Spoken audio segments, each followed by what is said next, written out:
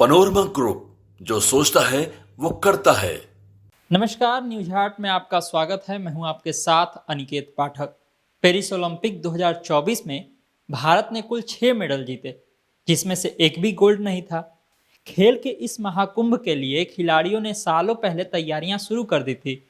अलग अलग खेलों में एथलीट ने विश्व स्तर पर दमदार प्रदर्शन कर ओलंपिक के लिए क्वालिफाई किया था, लेकिन इसके बावजूद भारत के खाते में टोक्यो ओलंपिक से एक मेडल कम आया। ओलंपिक के इस निराशाजनक प्रदर्शन के बाद कई तरह की बातें सामने आ रही हैं। कई खिलाड़ियों का कहना है कि उन्हें सरकार की तरफ से उस तरह की मदद नहीं मिली जैसी मिलनी चाहिए थी। यही कारण है कि उनकी तैयारी ओलंपिक के लेवल की नहीं हो पाई और इसी वजह से वह मेडल नहीं ला पाए। हालांकि सरकारी रिपोर्ट की माने तो पेरिस ओलंपिक की तैयारी के लिए अलग अलग खेलों पर 470 करोड़ रुपए खर्च किए गए। कि इस खेल पर सरकार की तरफ से कितना खर्च किया गया, इसके बारे में भी हम आपको आज बताएंगे। पेरिस ओलंपिक के लिए खिलाड़ियों और कोचिंग स्टाफ समेत 200 सदस्य शामिल थे। इसके अलावा कुल 16 खेलों में भारतीय खिलाड़ियों ने भाग लिया, लेकिन इसके बावजूद सिर्फ 6 मेडल ही मिल पाए। स्पोर्ट अथॉरिटी ऑफ इंडिया ने जो रिपोर्ट पेश की है, उसमें सबसे ज्यादा पैसा एथलेटिक्स पर खर्च किया गया, जबकि सबसे कम इक्वेस्ट्रियन पर खर्च हुआ। जिस खेल में सबसे ज्यादा पैसा खर्च हुआ, उसमें सिर्फ एक नीरज चोपड़ा ही मेडल जीत पाए। इसके अलावा और भी एथलीट को सफलता नहीं मिल पाई। अब आपको बताते हैं कि किस खेल पर सरकार की तरफ से कितना खर्च किया गया। सरकार की तरफ से सबसे ज्यादा फंड 96.08 करोड़ एथलेटिक्स को दिया गया।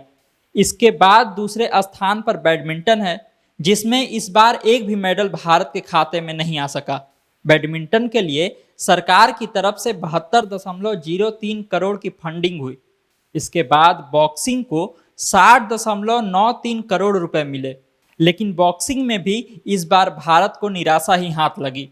शूटिंग के लिए सरकार ने 60.42 करोड़ रुपए दिए, जिसमें इस बार सबसे ज्यादा 3 मेडल भारत ने जीता।